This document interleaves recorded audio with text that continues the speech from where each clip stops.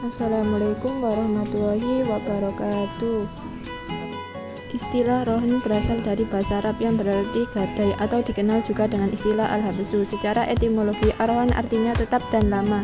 Sedangkan al-habsu berarti penahanan terhadap suatu barang dengan hak sehingga dapat dijadikan sebagai pembayaran dari barang tersebut. Berdasarkan istilah syariah, rohen dapat diartikan sebagai menjadikan harta benda sebagai jaminan utang untuk dilunasi dengan jaminan tersebut ketika tidak mampu melunasinya.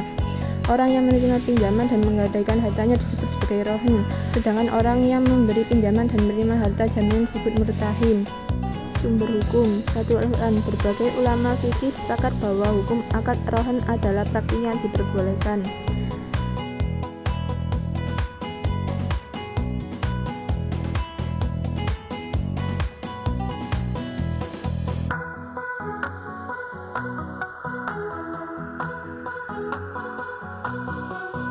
Yang kedua, hadis. Sumber hukum selanjutnya berasal dari amalan Rasulullah yang menjadi landasan para ulama fikih untuk sepakat mengatakan bahwa akad rohen adalah yang diperbolehkan.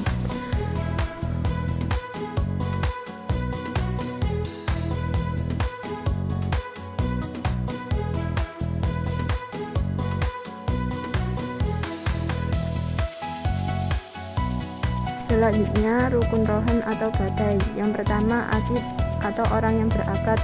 Yang kedua, ma'qud alaih atau barang yang diakadkan.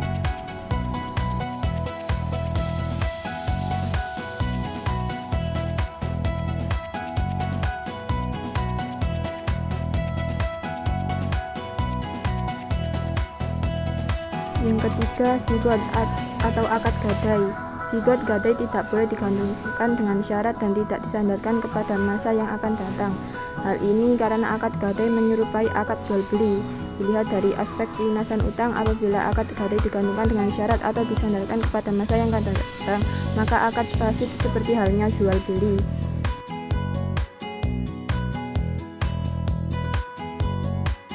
Jenis-jenis rohen. 1. Rohen pada aset bergerak. Rohen ini melibatkan penggunaan aset bergerak sebagai jaminan.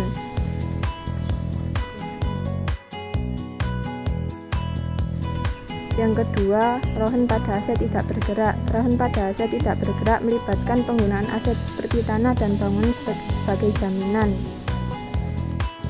Yang ketiga, rohen pada aset finansial. Rohen juga dapat diterapkan pada aset finansial seperti deposito dan surat berharga.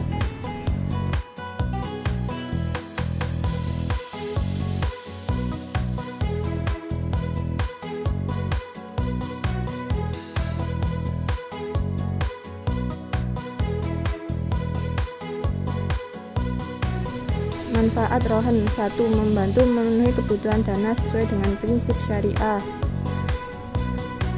Yang kedua, memberikan rasa aman bagi pemberi pinjaman.